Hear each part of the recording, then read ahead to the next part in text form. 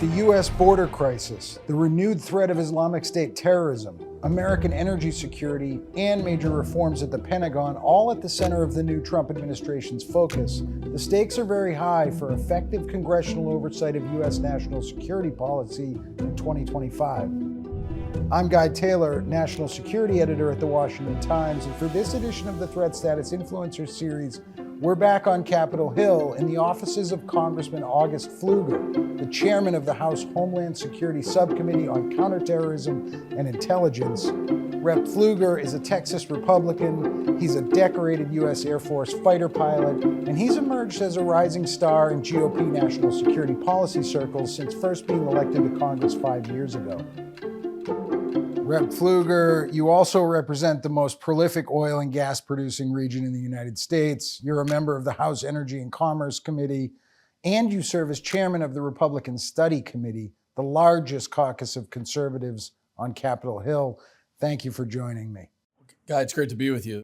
Let's jump right into this. You're a leading advocate of revamping U.S.-Mexico border security. What do Americans need to understand about the border crisis? Why is it a crisis? When you look at the last 4 years and the unprecedented surge of illegal immigrants, mostly through the southwest border, most of whom came through Texas's border with Mexico, you see almost 10 million people. And the numbers of people who match the terror watch list, it's incredible to think that over 300 people could match the terror watch list and get into this country in 1 4-year period, that you had tens of thousands that were affiliated with gangs, that the cartels now control most of the southwest border and the flow of people.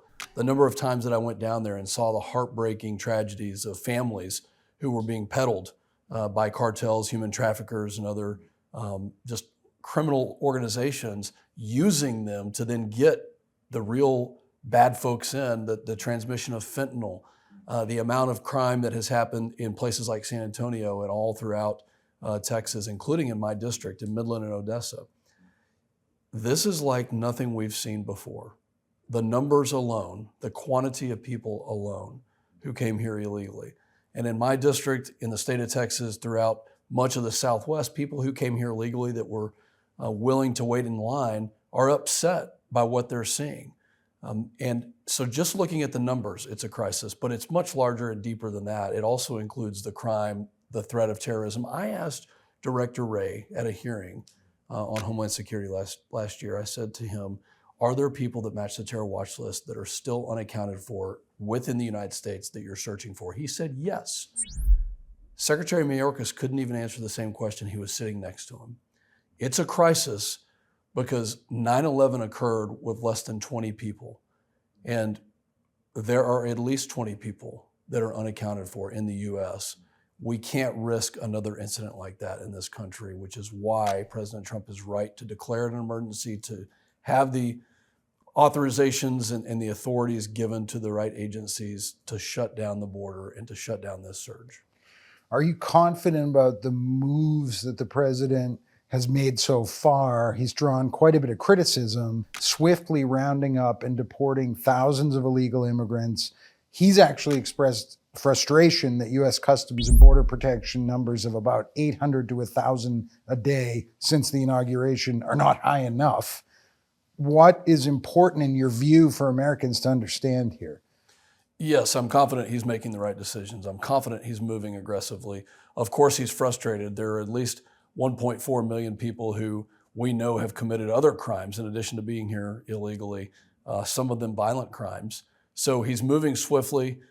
They need the resources. That's personnel. It's reinstituting the building of the wall. It's technology. It's many different things that they need.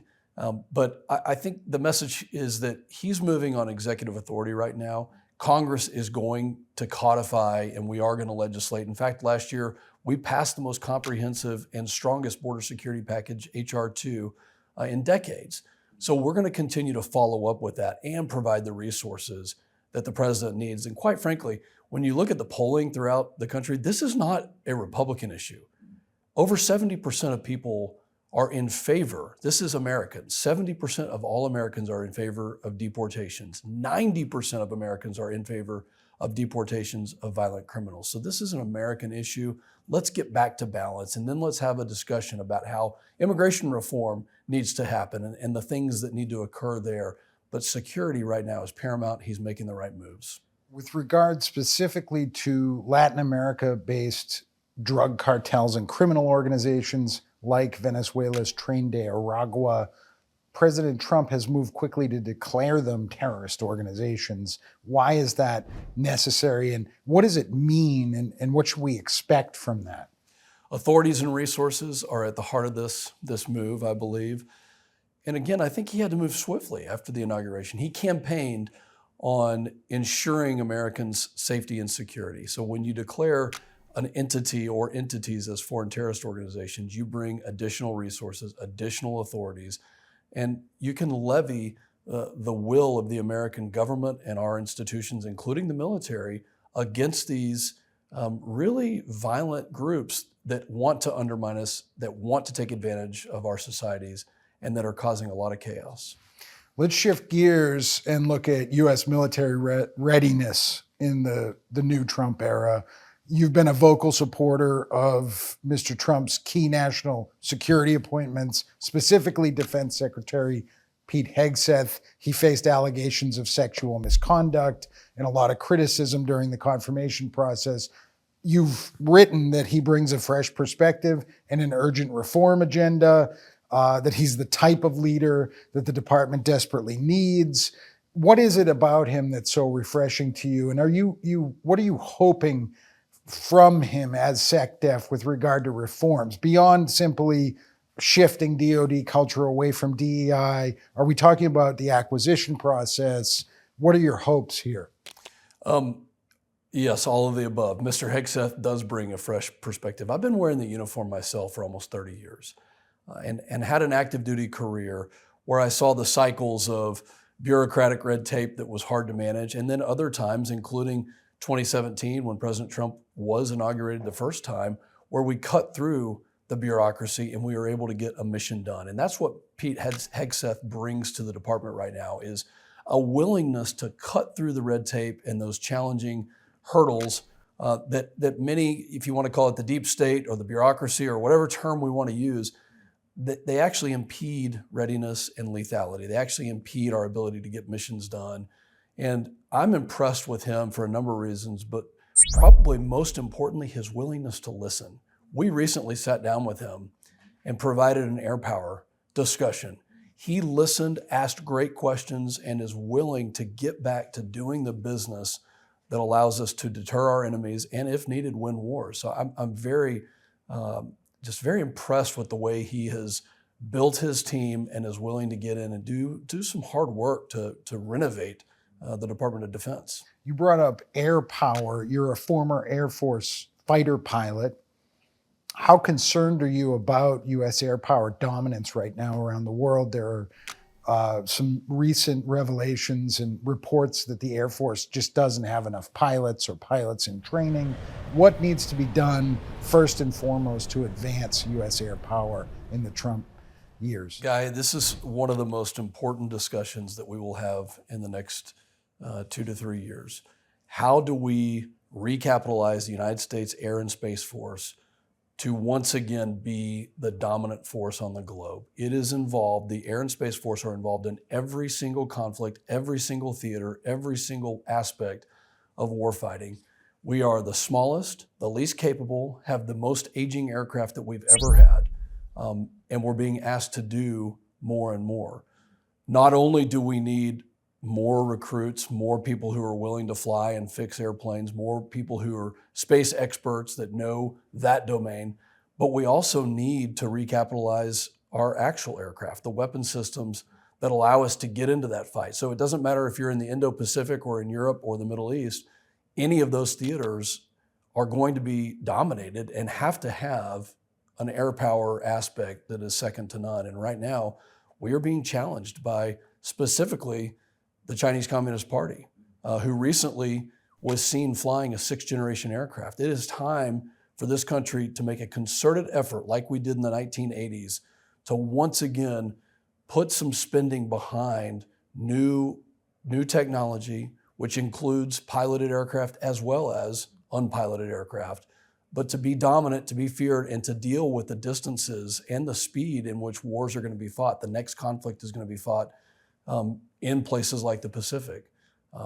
I'm concerned that this is the most dangerous world we've ever lived in, and we're nearing a point where some of our forces, including the Air Force, are at a point where they have to be recapitalized or we're not going to be able to be successful. Well, the Pentagon at the end of the Biden administration was introducing the replicator program, beginning to focus on trying to develop industrial capacity to mass produce advanced tech drones, unpiloted aircraft. I want to look at the drone issue with you for a second, because amid the reports late last year of hundreds of mystery drone sightings up and down the East Coast, you actually led a hearing on the Hill on the full scope of threats posed by drones. Are you satisfied with the government's explanation for what was occurring on the East Coast? That the explanation was really that some of these things were drones, some were airplanes, some were stars.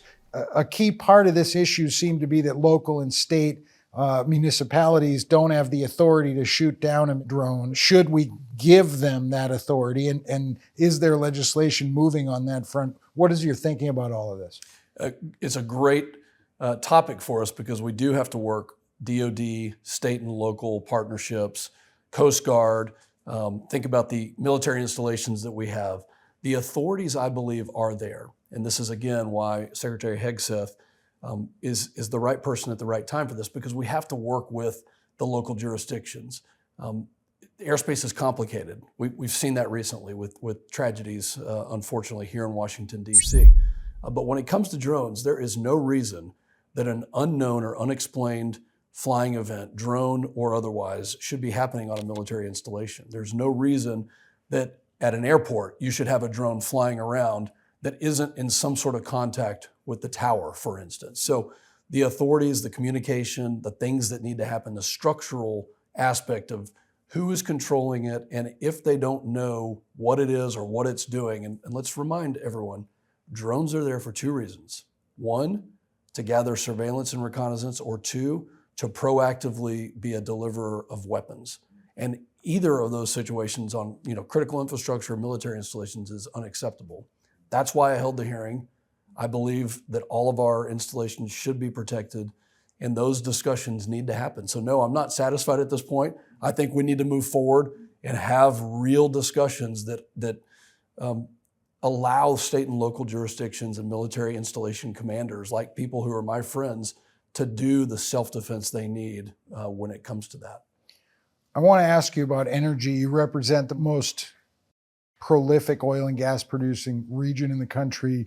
How do you see the current intersection between energy and national security? And you've actually introduced a few pieces of legislation relating to the nexus between these two things. What should the U.S. federal government's role be on this front? Well, I've said it many times. I'll say it again. Energy security is national security. It's not cliche. Our ability to produce energy allowed us to win World War II. We had high octane fuel that was produced in my district in Midland, Texas, and Odessa, Texas, that led to us outperforming the Nazi war machine. Now, this is about our economy. It's about producing enough energy, not just for our military, but also for the manufacturing of many different products, where we are luring manufacturing back to the United States. And look at data centers, look at the mining of blockchain technology, look at the things like building semiconductors. There are estimates out there, Guy, that say we need triple, quadruple the amount of electricity in the next 10 to 15 years than we are using right now. That's a national security issue. We cannot be dependent upon our adversaries, which is why we have to unleash American energy. Secondly, the other nexus is many of our allies around the world are not blessed with the resources that we have underneath our feet right here at home. They need our LNG specifically. We need to be able to export to our allies so that they don't have to turn to Iran or Russia, and we're not inadvertently funding our adversaries and our enemies' war machines. So it all comes together, but good energy policy results in a strong economy, and that is the most important tool for national security that we can ever have, is a strong economy to do the things that we need to do to deter our adversaries and enemies around the world. When you say we have to unleash American energy, does that also include a renewed push towards nuclear? Absolutely. Nuclear energy is baseload capable. If you're concerned about the environmental aspect, it is the cleanest renewable energy there is. When you mass produce it and you think about the countries around the world that want that technology, we're also enhancing our economy. But baseload capable, affordable, reliable energy is the key aspect here. So that is including nuclear as well as LNG, and we're going to unleash those capabilities. Our competitive advantage is innovation, and in the energy sector, nobody innovates better than the United States of America. Rep. August Pfluger, so insightful, so interesting. Thank you very much for joining me for this edition of the Threat Status Influencers Series. I'm Guy Taylor. Until next time.